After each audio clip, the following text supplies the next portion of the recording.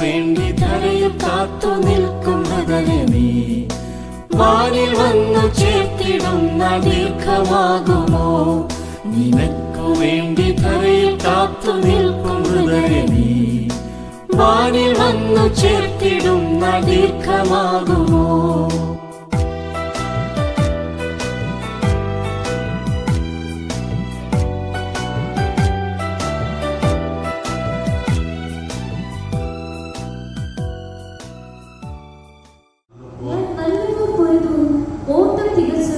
വിശ്വാസം കാത്തു ഇനി നീതിയുടെ കിരീടം എനിക്കായി വെച്ചിരിക്കുന്നു.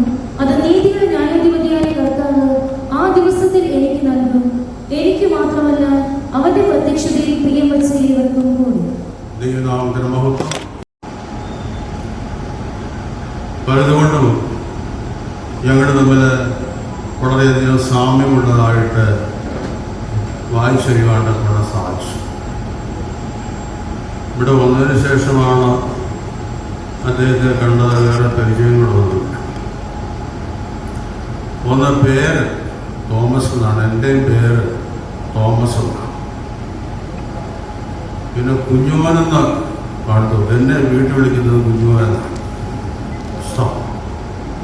അതൊരു ഭാഗമാണ്, എങ്കിലും ആരും അറിഞ്ഞിട്ടില്ല അവരുടെ പേര്. അത് വീട്ടിൽ ആളിച്ച് വിളിച്ച് കുഞ്ഞുമോൻ തന്നെയാണ്. എന്നെ അനിയന്മാരെപ്പോഴും ഇവിടെ നിന്ന് വിളിക്കാണ്ട് കുഞ്ഞുവിളിച്ച സുഖമായിരിക്കും. അതൊരു സാദൃശ്യമാണ്. എന്നാലും ചിലർ വയസ്സ് എന്നാലും കുഞ്ഞുമോനെന്ന് വിളിക്കാറ്. അത് വേറൊരു ഭാഗം. എന്നാൽ രണ്ടാമത്തെ ഭാഗം ആത്മീയ മണ്ഡലത്തിലുള്ളതായ സാദൃശ്യത നമുക്ക് ഞാൻ തന്നെ ഹിസ്റ്റോറിക്കൽ കാര്യം പാഠ്യപുസ്തകത്തിൽ അങ്ങനെ പരിശോധിച്ചപ്പോൾ താനൊരു എയർഫോഴ്സ് ഉദ്യോഗസ്ഥനാണ്. ദൈവനാഥൻ മഹത്വം. ഞാൻ ഈ ശുശ്രൂഷയ്ക്കായിട്ട് ബെത്തോവിൽ നിന്ന് ഇറങ്ങിയപ്പോൾ ഒരു സഹോദരനോട് ചോദിച്ചു. അവിടുത്തെ സഹോദരൻ ചോദിച്ചു, അച്ഛൻ നേരത്തെ എവിടെയായിരുന്നു ജോലി? എൻ്റെ കാര്യം ചോദിച്ചു. എയർഫോഴ്സിലാണ് ചോദിച്ചു. നീ പറയുന്നത്, നീ എന്തോ ചോദിക്കുന്നത്? ഞാൻ എയർഫോഴ്സിലൊന്നും ജോലി ചെയ്തിട്ടുണ്ട്. പക്ഷെ ഞാൻ ചിന്തിച്ചപ്പോഴാണ് ഇപ്പോൾ ഞാൻ എയർഫോഴ്സിലാണ് ജോലി. ഈ തോമസ് ജോൺ അന്ന് എയർഫോഴ്സിൽ ജോലി ചെയ്യുന്ന സമയത്ത് ബോംബെയിൽ എനിക്കൊരു ജോലിയുണ്ടായി. എയർഫോഴ്സിലല്ലായിരുന്നു. ആ കാലഘട്ടം എല്ലാം ഒരേ പാരൽ വരുന്നതായിട്ട് ഞാൻ ഇയർ നോക്കിയപ്പോൾ മനസ്സിലാക്കാൻ സാധിച്ചു. ഏതാണ്ട് 72-73 കാലയളവ്. 1974 ബോംബെ സെൻട്രൽ റെയിൽവേ ക്വാർട്ടേഴ്സിലിരിക്കുമ്പോൾ ഞാനൊരു ദർശനമാണ്. അന്തരീക്ഷത്തിൽ നിന്നുകൊണ്ട്, പ്രത്യേകമായ ഒരു വേസ്റ്റിൽ നിന്നുകൊണ്ട് താഴേക്ക് ഊർന്നിറങ്ങി അനേകരെ രക്ഷിക്കുക. പിന്നീട് വീണ്ടും ആ ബേസിലേക്ക് കയറിപ്പോവുക. അരമണിക്കൂറോളം ആ ദർശനം ഞാൻ കണ്ടുപിടിക്കും. അന്തരീക്ഷത്തിലൊരു ബേസിൽ നിന്നുകൊണ്ട് താഴോട്ട് വന്ന അനേകരെ തീയിൽ നിന്ന് വലിച്ചെടുത്ത് രക്ഷിക്കുകയാണ്. വീണ്ടും ആ സ്ഥലത്തേക്ക് കയറിപ്പോവുക. അരമണിക്കൂറോളം നിന്നു. അതെന്നെ വല്ലാതെ ചിന്തിക്കുവാനിടയാക്കി. ഈ കാര്യങ്ങൾ ലോകത്തിൽ നാശത്തിലേക്ക് പോകുന്നു. അവരെ രക്ഷിക്കുന്നതിന് വേണ്ടി ആരുണ്ട്?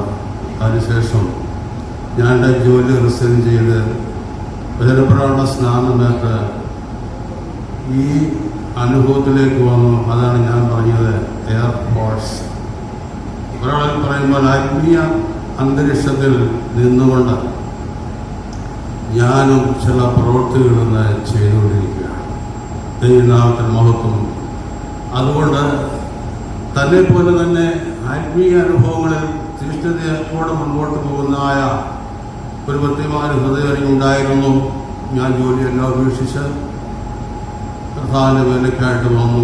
താനും ഏതാനും നാൾ എയർഫോഴ്സിലുള്ളതായ ഉദ്യോഗം എല്ലാം ഉപേക്ഷിച്ചിട്ട് കർത്താവിനെ സ്വീകരിച്ച് സുവിശേഷത്തിൻ്റെ പ്രവൃത്തി മണ്ഡലത്തിലേക്ക് വന്നിട്ടുള്ളതായ വിഷയങ്ങളെല്ലാം സാക്ഷിയിലൂടെ നിങ്ങൾ കേട്ട് കഴിഞ്ഞിരിക്കുകയാണ്. ഒരളവിൽ ആത്മീയത്തിൽ താനൊരു തീഷ്ണതയുള്ളതായ വ്യക്തിയായി പ്രശംസ. ദൈവനാമത്തിന് മഹത്വം. ഒരുപാട് പട്ടാള മണ്ഡലങ്ങളിലും എയർഫോഴ്സിലും ഉള്ളതായി ജോലി ചെയ്യുന്നവർക്ക് ക്രിസ്തുവിനെ കുറിച്ച് പറയണമെന്നില്ല. വേറെ എത്രയോ ലൗകിക സുഖസൗകര്യങ്ങളോടുകൂടി അവർക്ക് ജീവിക്കാം. എങ്കിലും കർത്താവായ യേശുവിനെ കുറിച്ചുള്ളതായ തീക്ഷ്ണമായ ഒരു ഹൃദയം തനിക്കുണ്ടായിരുന്നു എന്നുള്ളത് യഥാർത്ഥമായ ഒരു വസ്തുതയാണെന്ന് ഞാൻ പിന്നീട് ചിന്തിക്കാൻ തക്കവണ്ണം സഹായിച്ചു. ദൈവത്തിന് മഹത്വം. ഞാൻ ഈ കോട്ടയം സെൻറ്ററിൽ വന്നതിന് ശേഷം ചില വീടുകളെല്ലാം വിസിറ്റ് ചെയ്തപ്പോൾ കുഞ്ഞുമൻ സാറിൻ്റെ ഭവനത്തിന് ഞാൻ ആദ്യമായിട്ട് ചെന്നു. കാരണം കോട്ടയം സെൻറ്ററിൽ ഞാൻ ഇരുന്നിട്ടില്ല. എങ്കിലും ഇതിനെ വിസിറ്റ് ചെയ്യാൻ ചെന്നപ്പോൾ എന്താണ് വേറെന്നൊക്കെ ചോദിച്ചു. പിന്നീട് ചോദിച്ചു എവിടെയായിരുന്നു ജോലിയെന്ന് ചോദിച്ചു. ജോലിയെന്ന് ചോദിച്ചപ്പോൾ അദ്ദേഹം പറഞ്ഞു പുറകോട്ട് തിരിഞ്ഞ് ഭിത്തിയിലോട്ട് നോക്കാം. ഞാൻ ആകെ വിഷമിച്ചു. കാരണം കോട്ടയംകാരുടെ സ്വഭാവം എനിക്കത്ര പിടിയില്ല. എനിക്ക് ലാഭത്തിൽ പോകണം. ഇപ്പോൾ ഏതാണ്ട് കുറേയൊക്കെ മനസ്സിലായിട്ടുണ്ട്. അപ്പോൾ പുറകോട്ട് തിരിഞ്ഞ് ഭിത്തിയിലോട്ട് നോക്കാം. ഭിത്തിയിലോട്ട് നോക്കിയപ്പോൾ 3 കോട്ട് വരിയായിട്ടിട്ടുണ്ട്. അതിൽ ഒന്നിൻ്റെ മുകളിൽ എയർഫോഴ്സിൻ്റെ ചിഹ്നമുള്ളതായി ക്യാപ്പും. അപ്പോൾ അദ്ദേഹത്തിൻ്റെ ജോലി ഇതായിരുന്നു എന്ന് നോക്കി മനസ്സിലാക്കാറില്ല. ചിന്തിക്കാനുള്ളതായ കാര്യമാണ്. പിന്നീട് സാവകാശമായിട്ട് അദ്ദേഹം പറഞ്ഞു ഞാൻ എയർഫോഴ്സിലായിരുന്നു. ഓരോ ഡ്രസ്സിനും ഓരോ മീനിങ്. ദൈവനാമത്തിന് മഹത്വം. ഔദ്യോഗിക മണ്ഡലങ്ങളിൽ പ്രൊഫഷണലൈസ് കാര്യങ്ങളിലേക്ക് പോകുമ്പോൾ ഉപയോഗിക്കുന്ന ഒന്ന്. അപ്പോൾ തന്നെ ഫോറസ്റ്റ് സ്ഥലങ്ങളിലും മറ്റുള്ളതായ കാര്യങ്ങളിലും ഉപയോഗിക്കുന്നതായ കോട്ടൊന്ന് എന്നെ ഇങ്ങനെ വിശദീകരിച്ചു പറഞ്ഞു. ഒരളവിൽ എനിക്ക് വലിയ സന്തോഷം.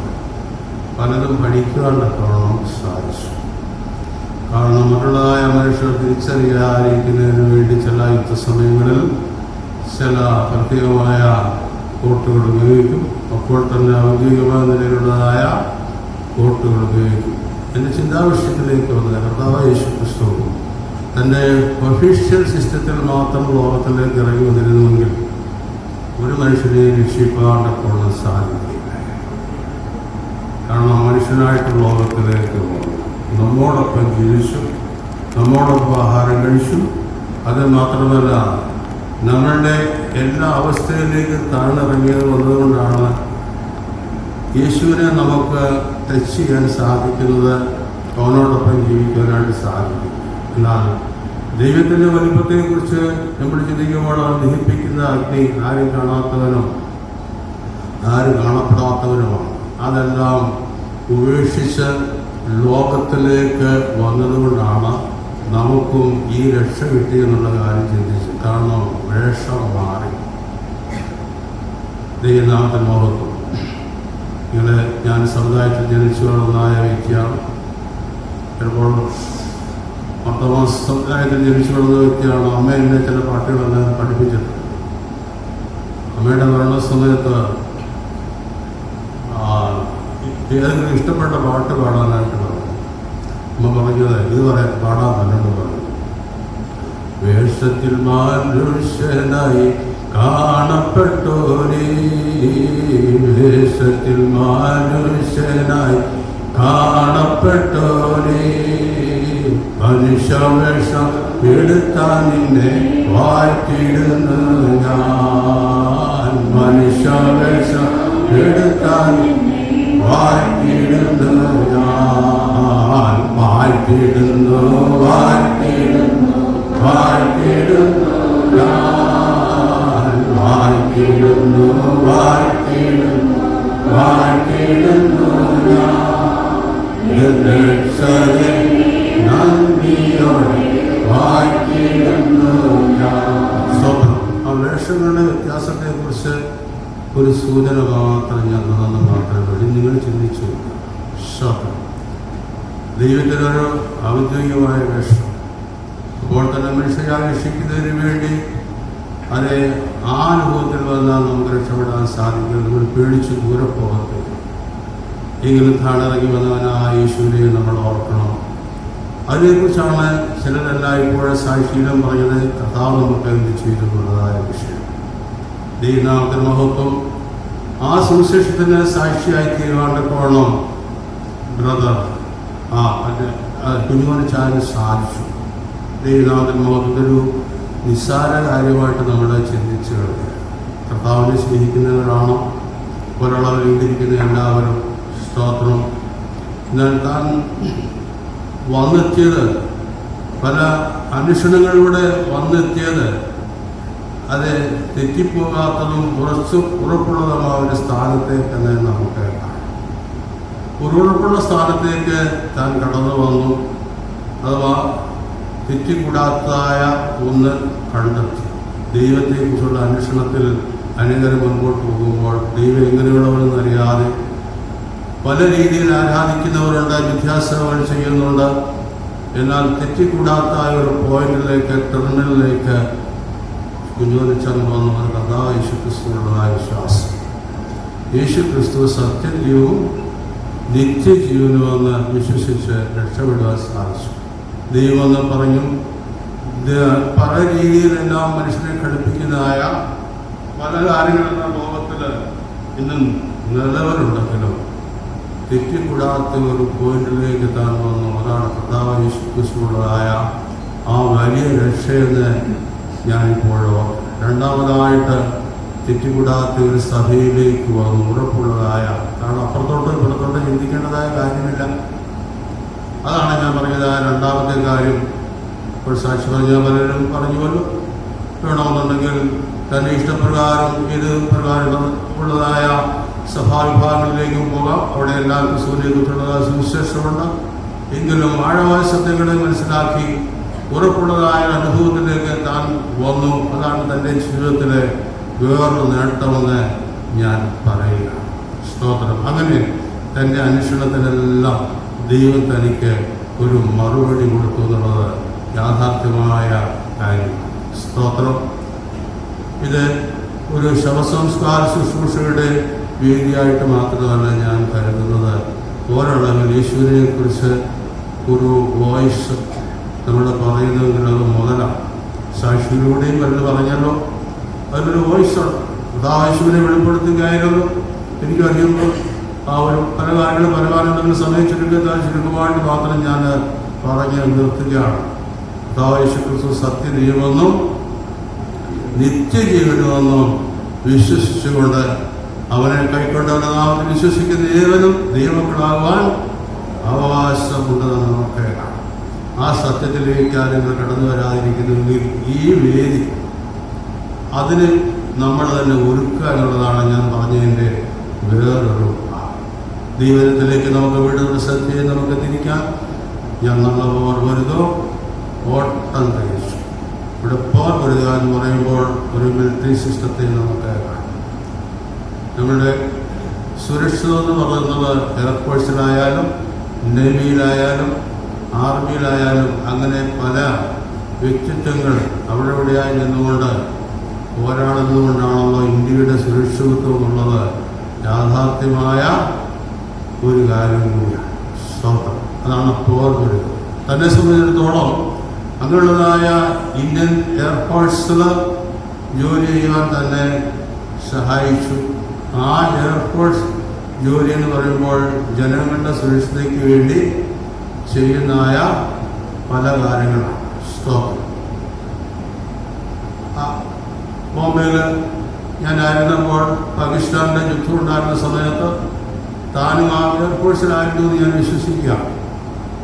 72 സൈറൺ മുഴങ്ങിയപ്പോൾ പാകിസ്ഥാൻ ബോംബായിട്ട് വരുന്നത് അതിന് പറയുന്നത് ബ്ലാക്ക് ഔട്ടാണ്. എല്ലാവരും എല്ലാ ലൈറ്റെല്ലാം അണച്ച് പോയി സുരക്ഷിത സ്ഥാനത്ത് വിളിക്കുകയാണ്, മുന്നറിയിപ്പ് കൊടുത്തു. അതെനിക്ക് ഓർമ്മയില്ല. സ്വാഗതം. അപ്പോൾ താനും തൻ്റെ ഔദ്യോഗിക സ്ഥാനത്തിരുന്നുകൊണ്ട് ജനങ്ങളുടെ സുരക്ഷിതയ്ക്ക് വേണ്ടി പലതും ചെയ്തു കാണുമെന്ന് ഞാനും വിശ്വസിക്കുന്നു. കാരണം ഒരു പോരാട്ടം അത് ലോകപ്രകാരമുള്ളതായ അത് സൈന്യങ്ങളുടെ പോരാട്ടം അവരുടെ ജനത്തിന് വേണ്ടിയാണ്. രണ്ടാമത് ഞാൻ പറയുന്നത് അതിനേക്കാൾ വലുതായിട്ട് ഈ ലോകത്തെ അടിച്ചമർത്തുന്നതായ നശിപ്പിക്കുന്ന സാത്താന്യ ശക്തികളുള്ളതായ പോരാട്ടമാണ് വലുത്. അതിനെ താനിക്ക് തിരിച്ചറിയാണ്ട് സാധിച്ചു.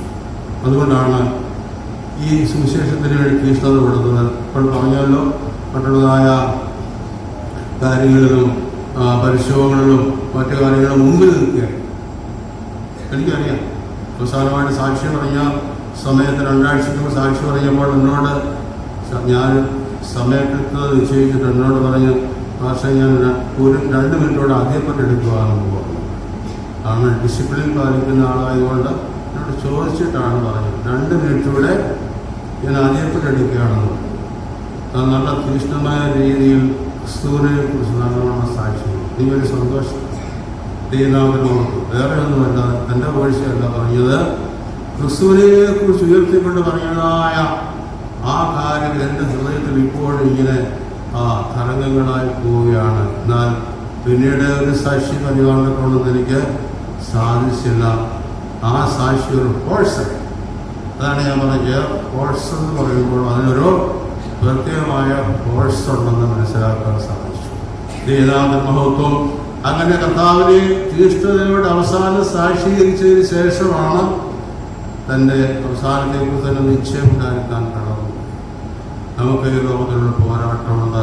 നമുക്ക് പോരാട്ടമുള്ള ജനതയിലുള്ള എല്ലാ വാഴ്ചകളോടും അധികാരങ്ങളോടും ഈ ലോകത്തിൻ്റെ ദുഷ്ടശക്തികളോടും. അങ്ങനെ ഒരു തീരുമാനത്തിൽ നമുക്ക് മുൻപോട്ട് പോകാൻ നിങ്ങളുടെ ഏത് മണ്ഡലങ്ങളിലായിക്കൊള്ളട്ടെ ആ ദുഷ്ടശക്തികളോട് പോരാടി മനുഷ്യരെ വിടുവിക്കുവാൻ തക്കവണ്ണം നമുക്കൊരു എയർ മണ്ഡലത്തിൽ, എയർ ഫോഴ്സിൽ നമുക്ക് നിൽക്കാം. സുവിശേഷത്തിന് തീഷ്ണതപ്പെടുത്തുകൊണ്ട് ആത്മീയ അനുഭവങ്ങളിൽ നിന്നുകൊണ്ട് അനേകം രക്ഷിപ്പാട്ടൊക്കെ വേണം നമുക്കൊരു തീരുമാനമെടുക്കാം. അതിനായി ദൈവമേ സഹായിക്കട്ടെ. അതിനായി ദൈവമേ സഹായിക്കട്ടെ. എത്രത്തോളം ദൈവമേ സഹായിച്ചുകൊണ്ട് ആ പ്രത്യാശയുള്ള ദൈവങ്ങൾ കരങ്ങൾ ഹല്ലേലൂയ നല്ല സന്തോഷം. കാരണം അതൊരു ഫോഴ്സാണ്. അന്തരീക്ഷത്തിൽ നിന്നുകൊണ്ട് രക്ഷാദൗത്യം ചെയ്യുക ഒരു കോഴ്സ്. അപ്പോൾ ആത്മീയമണ്ഡലത്തിൽ നിന്നുകൊണ്ട് അനേകരെ തീയിൽ വലിച്ചെടുക്കണം, അനേകരെ പാപത്തിൽ നിന്ന് വലിച്ചെടുക്കണം, അനേകർക്ക് രക്ഷയെക്കുറിച്ച് അറിയിക്കണം, നാം രക്ഷപ്പെടണം. അതിനുവേണ്ടി ഒരു അവസരം ഇപ്പോൾ നമുക്ക് എല്ലാവർക്കും നൽകി തരികയാണ്. ഈ ഡെഡ് ബോഡി സാക്ഷ്യം വെച്ചുകൊണ്ട് തന്നെയാണ് ഇത് പറയുന്നത്. അതുകൊണ്ട് എനിക്ക് വലിയ സന്തോഷമാണ്. ദൈവനാമത്തിന് മഹത്വം. ഈ ഡെഡ് ബോഡിക്ക് പല സാക്ഷ്യങ്ങളുണ്ട്. അതെല്ലാം പറഞ്ഞുള്ളതായ സമയമില്ല. കാരണം ഒരു പോരാട്ടത്തിൻ്റെ മധ്യത്തിൽ വിജയം നേടിയതായ ഒരു വ്യക്തിത്വമെന്നാണ് നമുക്ക് കാണാം. അത് ഇന്ത്യൻ ഉള്ളതായ എയർഫോഴ്സുകാരും അദ്ദേഹത്തെ റെസ്പെക്ട് ചെയ്തതിന് ഉദ്ദേശമുണ്ട്. കാരണം ഇന്ത്യക്ക് വേണ്ടി താൻ ചെയ്തതായ ആ സേവനത്തെ ഉദ്ദേശിച്ച് പല കാര്യങ്ങൾ ചെയ്യും. എന്നാൽ കർത്താവ് നാമത്തിന് വേണ്ടി ചെയ്യുന്ന സേവനങ്ങൾക്ക് നമുക്കൊരു പ്രതിഫലം കർത്താവ് സ്വർഗത്തിൽ ഒരുക്കിയിരിക്കുന്നതായിട്ട് നമുക്ക് കാണാം. അതുപോലെ വെറുതെ പിന്നെ ഓട്ടം തികച്ചു ഒരു സ്പോർട്സ്മാനെ കുറിച്ചുള്ള അനുഭവത്തിൽ നമുക്ക് ആ ഓട്ടത്തെക്കുറിച്ച് നമുക്ക് കാണാം. ഓട്ടം തികച്ചു കഴിയുമ്പോൾ, വ്യവസ്ഥപ്രകാരം ഓടി തികച്ചു കഴിയുമ്പോൾ ഒരു കിരീടം നമുക്ക് കർത്താവ് സ്വർഗത്തിൽ ഒരുക്കിയിരിക്കുന്ന കാര്യം കൂടി ഓർപ്പിക്കുകയാണ്. സ്തോത്രം. ഇവിടെ എന്തെല്ലാം നേടിയാൽ, മനുഷ്യന്റെ പ്രശംസ നേടിയാൽ, എന്തെല്ലാം അവാർഡോ റിവാർഡോ അല്ലെങ്കിൽ റിവാർഡ് നേടിയാൽ അതൊക്കെ കിട്ടിയെന്ന് വരാം. എന്നാൽ സ്വർഗത്തിൽ നമുക്കൊരു കിരീടം കർത്താവ് ഒരുക്കുക. ആ തേജസ്സിന്റെ വാടാത്ത കിരീടം കർത്താവ് യേശുക്രിസ്തു ലോകത്തിൽ ജീവിച്ചിരുന്നപ്പോഴും അത് പ്രാപിക്കേണ്ടതിനായിട്ട് താനും തൻ്റെ പ്രവൃത്തി തികച്ചു. രാവിലെ ഞാൻ കഴിഞ്ഞ ക്ലാസ് എടുത്തപ്പോഴോടെ ഓർപ്പിച്ചു, യേശു ജഡത്തിൽ ജനിച്ചു. അത് മാത്രമല്ല ലോകത്തിൽ അറിയപ്പെട്ടു. വേറൊന്ന് ആത്മാവിനാൽ നീതിരിക്കപ്പെട്ടു. ദൂതന്മാർക്ക് പ്രത്യക്ഷനായി. അതേ തേജസ്സിൽ എടുത്തുള്ളവർ തൻ്റെ ലാസ്റ്റ് റാങ്ക് അതായിരുന്നു. വിചാരിച്ചാലും പല റാങ്ക് കിട്ടിക്കാണും എന്ന് ഞാൻ വിശ്വസിക്കുകയാണ്. അതായത് കർത്താവായ യേശുക്രിസ്തുവിൽ ലഭിച്ചതായ അവസാന റാങ്ക് എന്ന് പറയുമ്പോൾ തേജസ്സിൽ എടുത്തുകൊള്ളപ്പെട്ടു എന്ന് നമുക്ക് കാണാൻ സാധിക്കുന്നുണ്ട്. അതാണ് നമ്മുടെ പ്രത്യാശ. നല്ലപോലെ വെറുതെ ഓട്ടം തികച്ചു, നീതിയുടെ കിരീടവിനിക്കായിട്ട് ഒരുക്കിയിരിക്കുന്ന പറയുന്ന പോലെ നിങ്ങൾക്കൊരു റാങ്ക് ഉണ്ട്. എനിക്ക് മാത്രമല്ല, അപ്പോസ്തലൻ പറഞ്ഞ് എനിക്ക് മാത്രമല്ല, മറ്റുള്ളവരെയും കൂടെ ഓർത്താണ് പറയുന്നത്. അവൻ്റെ വരവിൽ പ്രത്യാശ വെച്ച ഏവർക്കും കൂടി ഉള്ളത് അല്ലേ? നിങ്ങൾക്കും അത് പ്രാപിക്കേണ്ടതിനായിട്ട് നമുക്ക് ഒരുങ്ങാം. നല്ല ഓർമ്മരുത്, ഓട്ടം തികച്ച് വിശ്വാസം നീതിയുടെ കിരീടം പ്രായപ്പാടക്കോണം നമുക്ക് ഒരുങ്ങാം. അവസാനകാലത്ത് നമ്മൾ ചെയ്യേണ്ടതായ രക്ഷാ ദൗത്യം ചെയ്ത് തികപ്പാണ്ടക്കോണം കർത്താവ് നമ്മെ ഒന്നുകൂടി സഹായിക്കണം. ദൈവത്തിൻ്റെ ഫലങ്ങൾ നിറവേറിക്കൊണ്ടിരിക്കുകയാണ്. ഇപ്പോൾ ബ്രദർ പറയുന്ന ബൈബിൾ കോഡ് അനുസരിച്ചാണ് ഇപ്പോൾ ലോകത്തിലുള്ള കാര്യങ്ങൾ നീങ്ങിക്കൊണ്ടിരിക്കുന്ന കാര്യം ഓർപ്പിച്ചു. എല്ലാം ബൈബിൾ കോഡിലൂടെ മാത്രമേ നീങ്ങൂ. സ്തോത്രം. ഇതുവരെയും സംഭവിച്ച കാര്യങ്ങളും ബൈബിൾ കോഡിലൂടെ നീതിൻ്റെ വചനത്തിലൂടെ മാത്രമാണ്. ഇനി സംഭവിക്കാനുള്ളതും അത് തന്നെയാണെന്നുള്ള കാര്യം ഓർപ്പിക്കുകയാണ്. അതുകൊണ്ട് കർത്താവിൻ്റെ വരവിനെ അവർക്കപ്പെടാൻ ആഗ്രഹിക്കുന്ന ദൈവമക്കൾ ഒരു നിമിഷം കണ്ണുകളെ പുസ്തകങ്ങളെ തന്നെ ഒന്ന് സമർപ്പിച്ചു. കർത്താവേ, ഞാൻ ഭൂമിയിൽ ചെയ്തതായ പ്രവർത്തനങ്ങൾ ചെയ്യുവാനൊക്കെയാണ് എന്നെ ഒരുക്കണമെന്നുള്ള ദൈവത്തോട് പറയാം. തൻ്റെ വേർപാട് ദുഃഖത്തിൽ നിൽക്കുന്ന മക്കൾ, കൊച്ചുമക്കൾ, മറ്റുള്ളവർ എല്ലാവരെയും കർത്താവ് ആശ്വസിപ്പിക്കട്ടെ. കുടുംബത്തെ കർത്താവ് ആശ്വസിപ്പിക്കട്ടെ. സർവബുദ്ധിയും കവിയുന്ന ദീനസമാധാനത്താൽ ആ ഭവനത്തെ നിറയ്ക്കട്ടെ എന്നുള്ളതായ പ്രാർത്ഥനയോടെ ഞാൻ എൻ്റെ വാക്കുകളെ ചുരുക്കുന്നു. ദൈവനാമത്തിന് മഹത്വം. ആനന്ദം ആനന്ദം ആനന്ദം ആത്മനാഥനോടു എൻ്റെ വാസമാനന്ദം.